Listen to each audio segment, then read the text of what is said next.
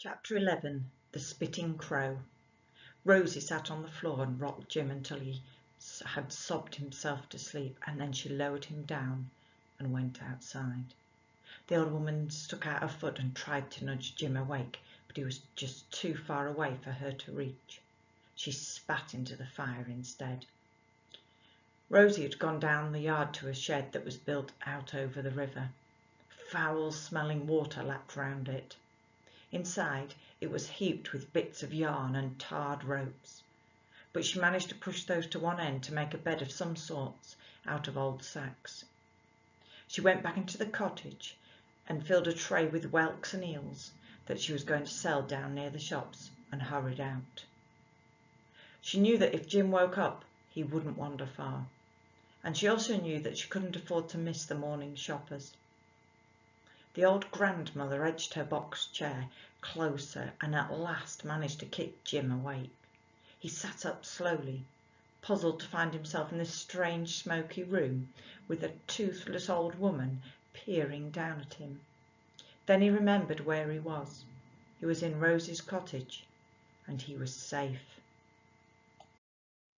The old woman nudged him again with her boot and nodded towards the half-eaten loaf that was sticking out of his pocket. She stretched out a clawed hand, and Jim broke off a piece of bread and held it out to her, afraid of her glaring eyes and her restless, chewing mouth.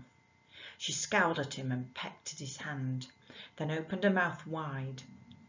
Jim broke off a bit of bread and fed it to her, and like a greedy bird she pecked and waited, and he fed her bit by bit.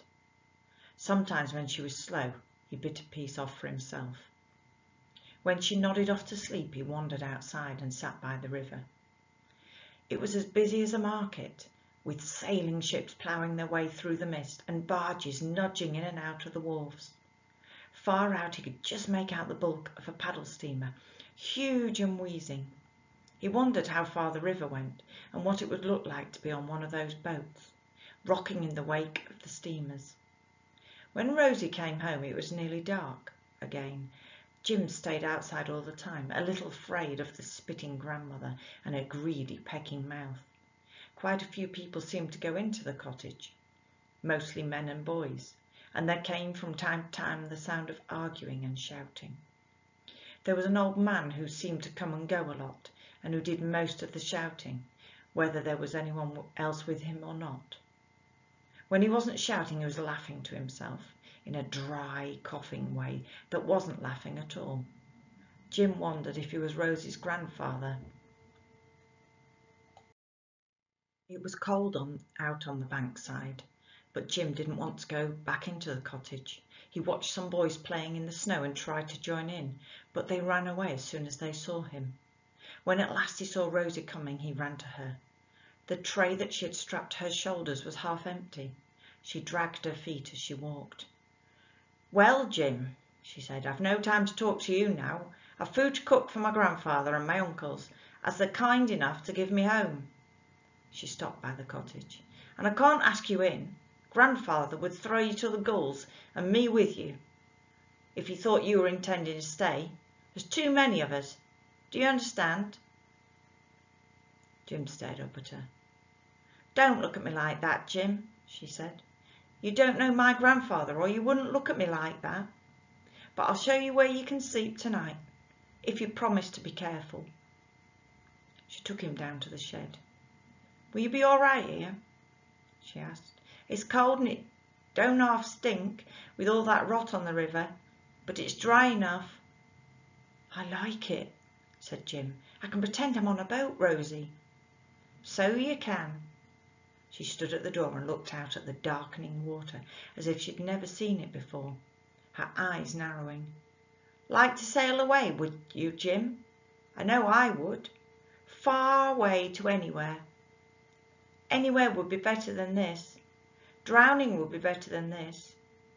She turned round abruptly. "You bed down then, and I'll bring you some cooked fish in a bit." Jim could hear shouting from the cottage when Rosie went down to it. He could hear the old pecky woman crowing for food and the grandfather coughing. Nobody seemed to talk quietly. From all the cottage doors and windows along the wharves there spilled out the sounds of shouting and arguing. Jim remembered the quiet of the wards and wondered whether Tib was asleep by now and whether he was missing him. Later, Rosie brought him hot fish and tea and bread and a candle in a holder for him. Jim had been lying on his stomach watching the boat lanterns glimmering like eyes on the water, as if they were creatures turning themselves upside down in the darkness. She knelt down and tucked the sacking round him. "Don't you ever let Grandpa know you're here, see?" "I won't." "Good boy. I'll go in soon and see to the old lady." "She's like a sparrow," said Jim. Rosie laughed. "A crow more like. Seen crows, Jim? Flappy, greedy things. That's Grandma when she gets going. A spitting crow. I sometimes think she'd peck my hand right off if she was hungry enough." "Rosie," said Jim, "can I stay here?" She held the candle up so she could look down at him. "Stay here? I don't know how long I'll be staying here myself." "Can't you ever go back to his lordship's house?" "I wish I could. I was very comfortable there. I was very lucky to get that job. It was because Lame Betsy spoke up for me that I got it. But never mind, I lost it and that's that." "Was it because of Lizzie and Emily that you lost it?" Rosie was silent for a bit. Then she said, "Lord, no. Whatever made you think that, Jim? It was because my cooking was so bad. I've never cooked anything but fish in my life, and they expected me to bake bread. Bread! My bread broke the flagstones if I dropped it." Jim smiled to himself in the darkness. He'd just tried some of Rosie's bread, and he reckoned she was right. "But what about Emily and Lizzie? They didn't get sent to the workhouse, did they?" Rosie blew her nose on a fishy apron. "To the workhouse? Emily and Lizzie? I'd have fought them all, his lordship included, if they'd done that. No, I'll tell you what happened to Emily and Lizzie. Close your eyes and I'll tell you what happened." Jim listened quietly while Rosie told him about a grey-eyed lazy who had visited the big house. She had come right down into the kitchen to see the two girls for herself. She took them upstairs, Jim, and had them washed in their own washroom, and she sent out for dresses for them. A blue one for Emily and a white one for Lizzie, and then she took them in a carriage. A beautiful carriage, drawn by 4 white horses. You should have seen them setting off, as proud as little queens. They went all the way to the countryside, to her summer house, to be looked after there.